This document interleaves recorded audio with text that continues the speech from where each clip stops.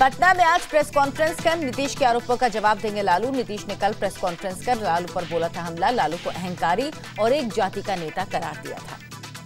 बिहार में बीजेपी के साथ सरकार बनाने के बाद नीतीश ने पीएम मोदी की जमकर तारीफ की। कहा 2019 में मुकाबला करने की किसी में क्षमता नहीं, मोदी फिर बनेंगे पीएम। गुजरात कांग्रेस के 42 एमएलए अब भी बेंगलुरु के रिजॉर्ट में मौजूद। आज बाढ़ प्रभावित बनासकांठा के विधायक वापस गुजरात लौट सकते हैं।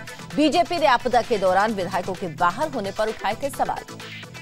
राज्यसभा में व्हिप के बावजूद कई बीजेपी सांसदों की गैरहाजिरी से पीएम नाराज। संसद में विपक्ष के संशोधन के साथ पिछड़ा आयोग बिल पास होने से सरकार की हुई किरकिरी।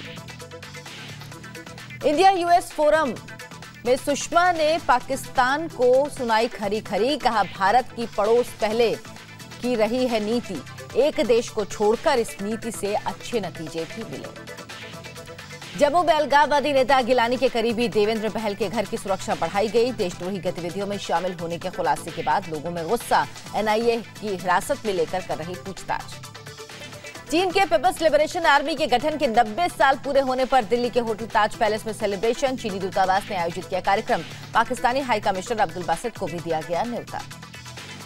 अलग गोरखालैंड के मुद्दे पर दार्जिलिंग की सभी पार्टियों की आज दिल्ली में बैठक। दार्जिलिंग में 47 दिन से जारी बंद को लेकर हो सकता है फैसला। गोरखा जनमुक्ति मोर्चा का रुख अहम होगा। वंदे मातरम पर विवाद को अबू आजमी ने और हवा दी। कहा यह देश संविधान से चलेगा, जबरदस्ती से नहीं। एआईएमआईएम विधायक इम्तियाज अली ने भी पूछा क्या वंदे मातरम को जरूरी नहीं बताने वाले बीजेपी नेता नकवी देशद्रोही हैं। जालौर के बाद प्रभावित इलाकों में मगरमच्छ का खतरा बढ़ा। जवाई डैम से पानी छोड़े जाने से करीब 1000 मगरमच्छ बहकर रिहायशी इलाकों में पहुंचे। बारिश रुकने से फिलहाल डैम पर काबू में हालात। गुजरात के पाटन में राहत सामग्री गिराने के दौरान हेलीकॉप्टर की तेज हवा से घर की छत गिरी। हादसे में 2 लोग घायल।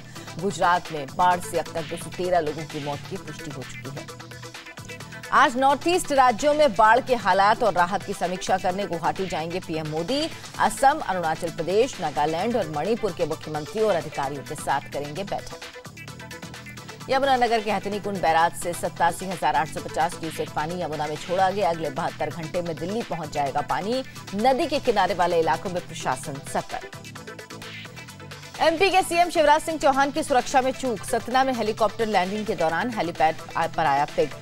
भगाने में सुरक्षा कर्मियों के पसीने छूटे। इस दौरान हवा में चक्कर लगाता रहा सीएम का हेलीकॉप्टर।